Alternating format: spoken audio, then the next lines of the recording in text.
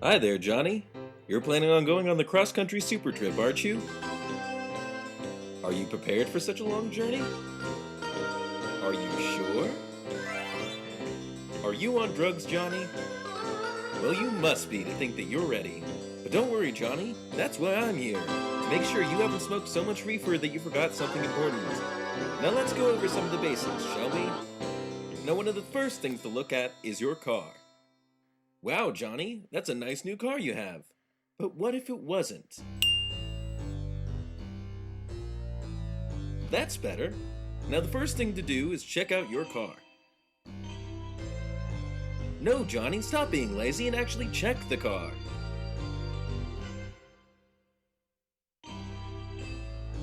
You don't know what to check, do you? Well, you can always take it to a mechanic and have a specialist give it a once-over, which is a good idea because they know exactly what to look for. But we all know you're a penny-pinching Jew, Johnny, so let's go over what you need to look for. Check your fluids, such as oil, coolant, and transmission. Make sure they have the right levels, or if they need to be changed.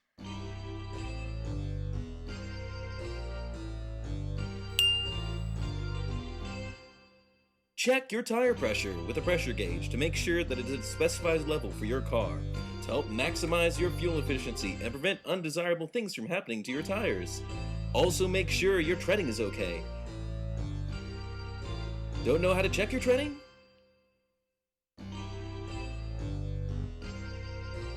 Do you have a quarter? Place the quarter with the top of good old George Washington's head being pushed into the treading.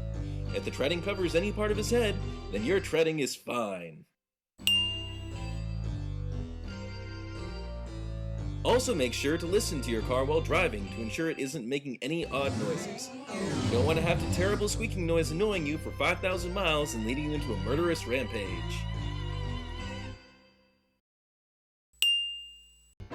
And remember to enjoy a full-flavored mellow Camel while doing it. Remember, for more pleasure, have a Camel. All this will help to ensure your car has the best gas mileage during the trip, and that you don't end up stuck in Montana staring at your car reduced to a fiery inferno at 3 in the morning.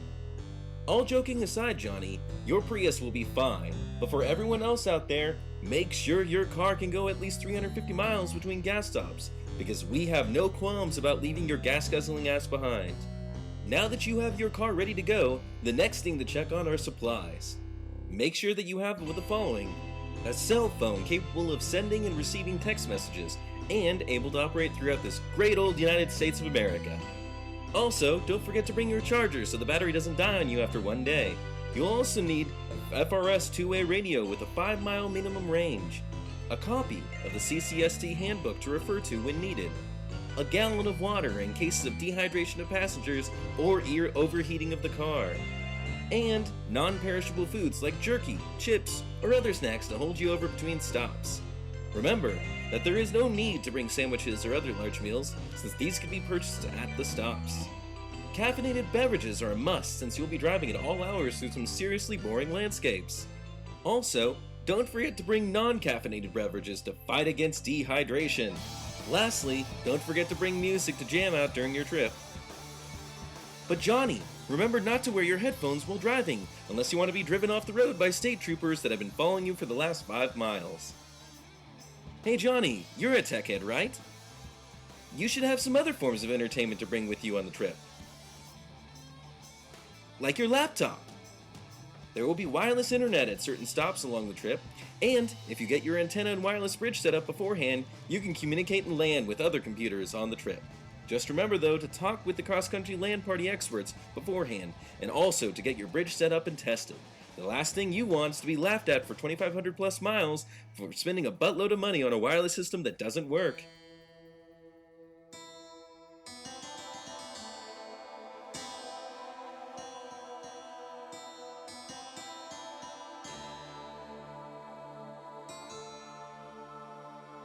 Whoa, whoa, whoa, Johnny!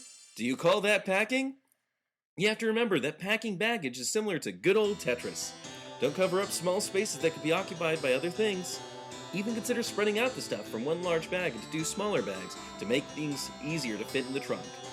You want everything to fit in as compact a space as possible to allow an optimal amount of room for others to spread out in the car. You wouldn't want your friends to succumb to claustrophobia and start seizing on you, forcing you to take an unnecessary and horribly annoying trip to the hospital.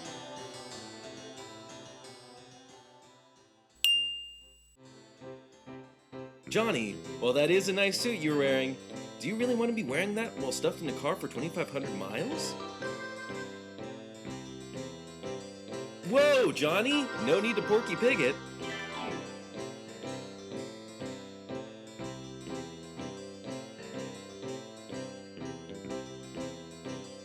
That's better. Well, Johnny, it looks like you're all set to go.